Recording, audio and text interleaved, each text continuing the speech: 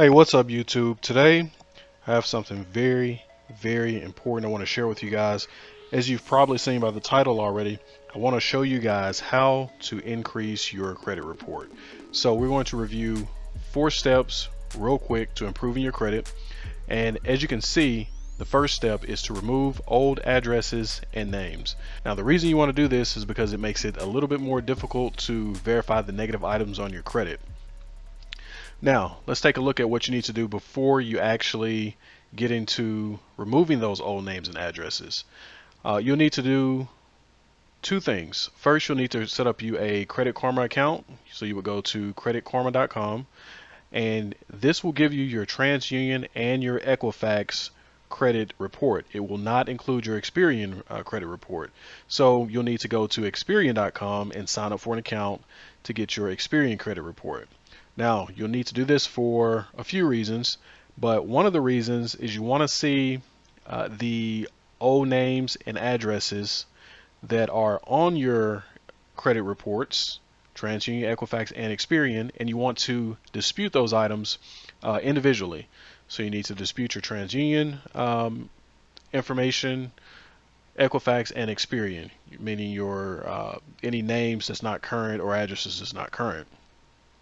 Now, the other reason you'll need to create these accounts is because, as you'll see as we move to the next steps, you'll need to know and have all of the inaccurate negative of items on your report. You'll need to have access to those or whatever. So let's jump here to the next step. Number 2, you want to challenge or verify your negative items. So you guys have probably already heard of these credit card companies. I'm sorry, not credit card companies, these credit repair companies. You know the ones I'm talking about. You pay all this money per month, like $100 per month, and then they go in and they constantly send out 609 letters or whatever letters it is over and over again to dispute the information on your credit. All right, so you need to know a few things about that process, and one of the main things to know about that process is that a lot of times those companies will, for one, get you sued. We'll talk about that. For two, they're not disputing the items correctly. And number 3, you want to know what they're doing while they're doing this process. So I put the website down here, consumer.ftc.gov, so you can go and read about these FCRA sections and acts or whatever yourself, whatever you want to call these. But the FCRA is the Federal Credit Reporting Agency. I'm sorry, the Federal Credit Reporting Act, and that is what legislates and monitors how the credit report, the credit bureaus can mess with your information and report certain information about you. So it gives you certain rights as a consumer. So the 609, or this is a section 609, which can be found at this link. Now, you guys have probably heard of 609 letters, but this section was actually put in place to protect you in case somebody committed fraud against you and it went on your credit. All right, so basically it's saying that if you was to, in writing, if you was to mail in information saying that it was not you that did a charge, the rest of this says that you would need a police report, an affidavit for identity theft, and you would need certain identification measures, such as your driver license or social security card. Bundle all that information in, send it, and according to Section 609, you do have the right to dispute those items. Now, another thing it does, the FCRA, and one of the other steps is or sections, it talks about the 611, Section 611. Now, Section 611 is what you'll see on most of the letters as well. This talks about how a reinvestigation is required if you as a consumer dispute an item. So it talks about those things. You can go in here and you can read the full letters if you want. It's just a short document, PDF document.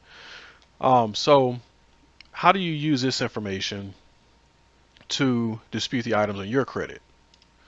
All right, so first of all, if the item is inaccurate, and this is for inaccurate items on your credit, what you want to do is, and remember, this is still step number 2. All right, so you want to send, and this is only an example letter, but you want to send the credit bureaus a letter. And what you'll have to do, remember this. First of all, you need to make sure you send the letter certified. And when you send the letter, you will have to send 3 separate letters The only thing on the letters that is going to change is going to be who the letter is sent to, meaning whether it's Equifax, TransUnion, or Experian, and then the address, because you know the address will be different. It'll be a PO box or whatever. You can just look the addresses up for the credit bureaus and just make sure it's right. But you don't want to do this online. You want to do this written. You do not want to do this online. So you enter your information up here, address it to the right credit bureau, and you want to say something to the effect of, this is a formal request to verify and dispute the following items according to the Fair Credit Reporting Act, and then you want to list the sections that you're referencing here. Here I put both of them. So this is only, I just jotted this up real quick. This is only an example. And then down here, you want to list the items exactly how it appears on the credit report for who you're sending it to. So when you go into Credit Karma, click on Equifax. If you're sending it to Equifax and you put Equifax here, those negative accounts or inaccurate accounts, or the negative inaccurate accounts, you want to put that information right here, bank of whoever, the account number, and you want to put the status as unverified, because we want them to verify that account and we want them to ensure it is accurate and hopefully, of course, delete the information off your report. So if you want to type up your letter on your own, you can. If you want to go to you can go to Google and do a Google search for dispute letters, and you will see a ton come up. And you can edit those letters however you need to. You don't need to pay anybody. In my opinion, you don't need to pay anybody for one of their canned letters. It's better actually that you just type it up, kind of freeform it a little bit. But I wanted you guys to at least understand what the 609 or Section 609 and Section 611 says and kind of what it was for. But again, you can go back and you can read that information. These letters, this letter will be the first letter, and you have to wait 30 days for them to respond. Because what they do, the credit bureau reaches out to the creditor and they ask them to verify the debt. If they don't verify the debt, usually they'll go ahead and just remove the item off your credit.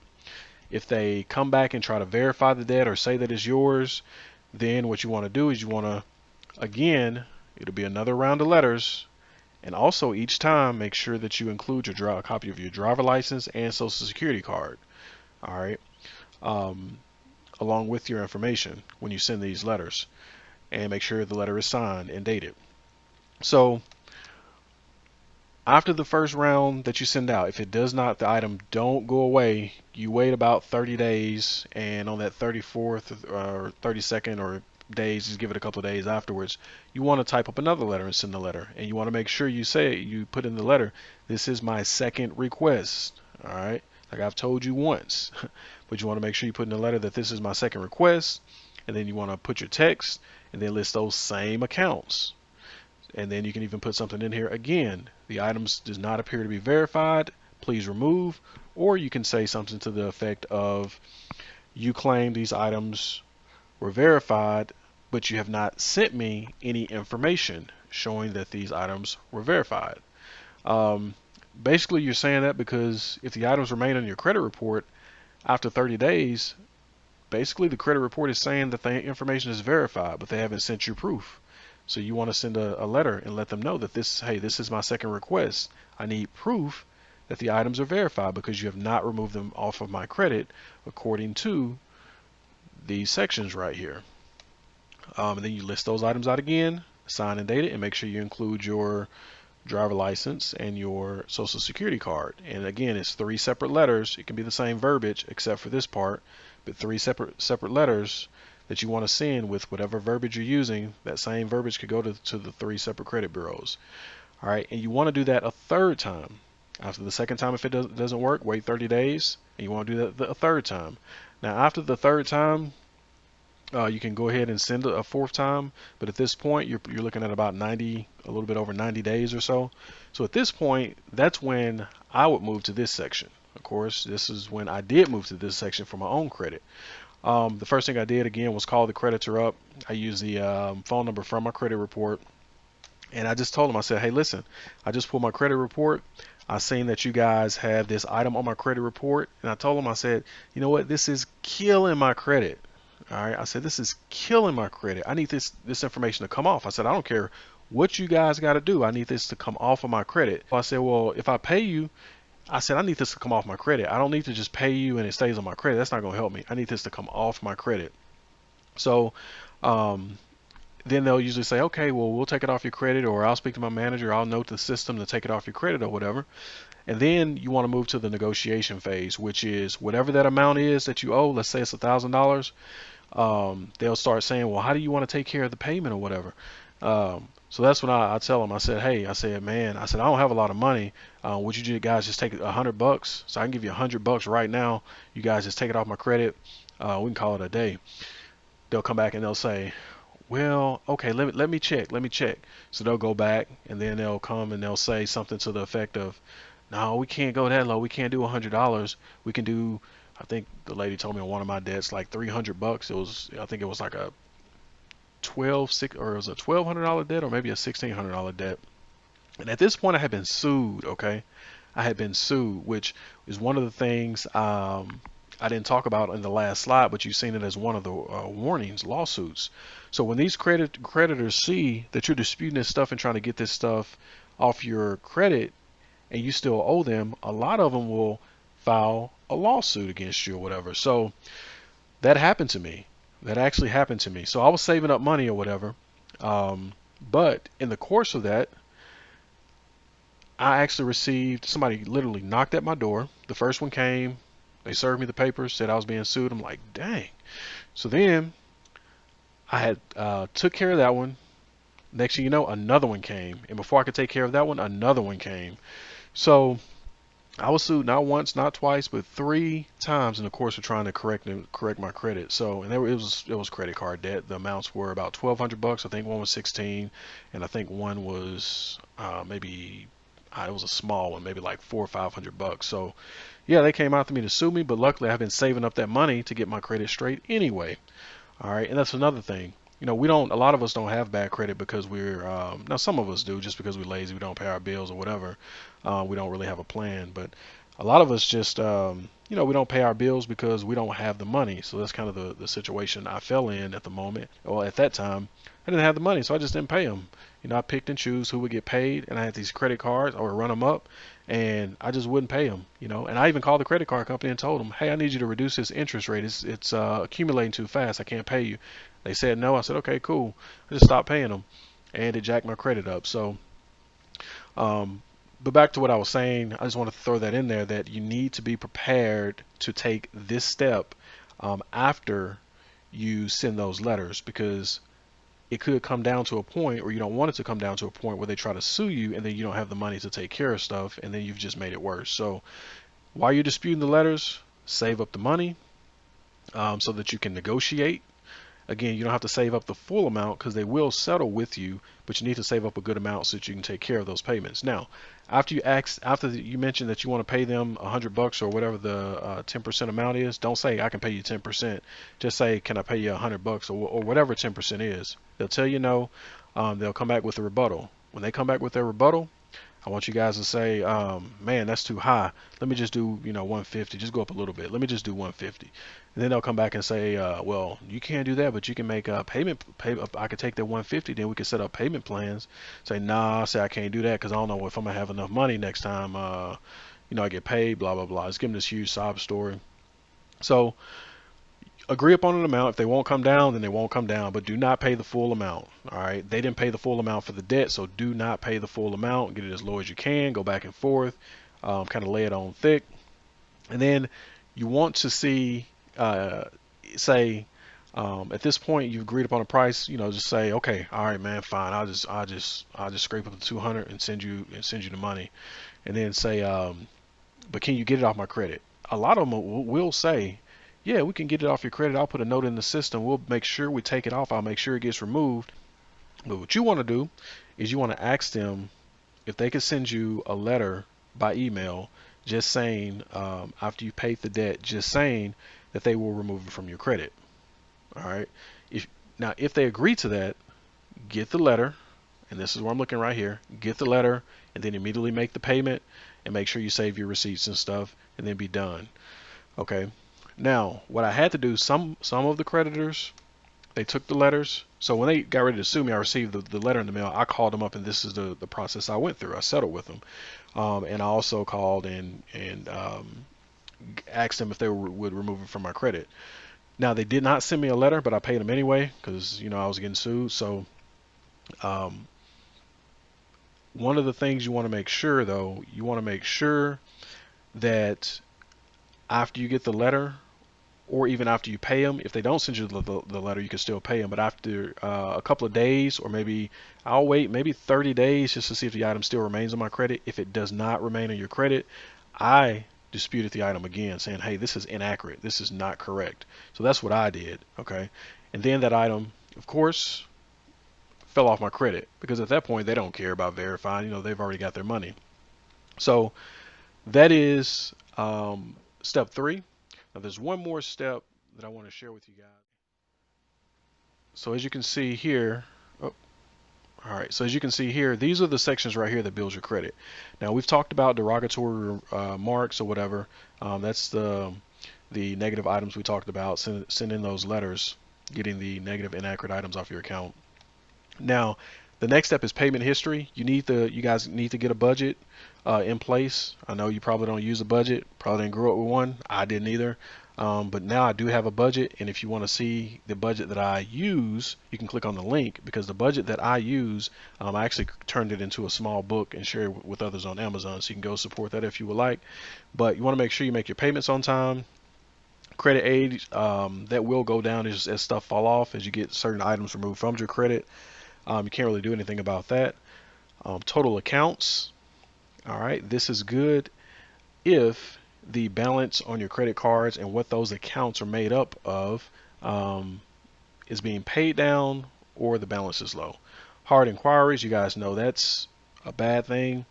So I have about 5 inquiries on this report. I think this may be TransUnion, but I have about 9 or so on one of the others. So what it does is it lowers my score a little bit, but I'll tell you why in just a minute, why I have so many inquiries and why I had to do that. Credit card usage, you want to keep it below 3%, at 3% or below. So this is at 4% because I applied for a new card. I actually made a purchase and applied for the card, so it put the entire purchase on the card, so it ran that up just a little bit, but I'll be paying that off. Actually, I've already paid it off, it just hasn't updated. So, and by the way, this is when you click on view credit report, that's where you can go to get your credit details so that you can dispute those items, those negative inaccurate items, and to get your addresses and other names. So let's flip here. So those are the sections, and the rebuilding process, you want to look into secure credit cards. Now you want to make sure that you've already done all the other steps and waited at least 30 days or so, let that stuff settle, and you'll see your credit go up and down throughout this whole process. So you want to try to go for secured credit cards. The first thing I did, I went and got I think it was Capital One that sued me or something like that. I think it was a Capital One credit card that got me. But after I got everything taken care of, settled, I applied for a regular Capital One card, just a regular Capital One card. It was not secured, and I got it, and they gave it to me. And the reason why I decided to do that is because Credit Karma make recommendations, and my credit had went up a little bit. Actually, had went up a lot just by getting those items removed and going through that process for so long. I was able to actually get a credit card through the same company I had the issue with.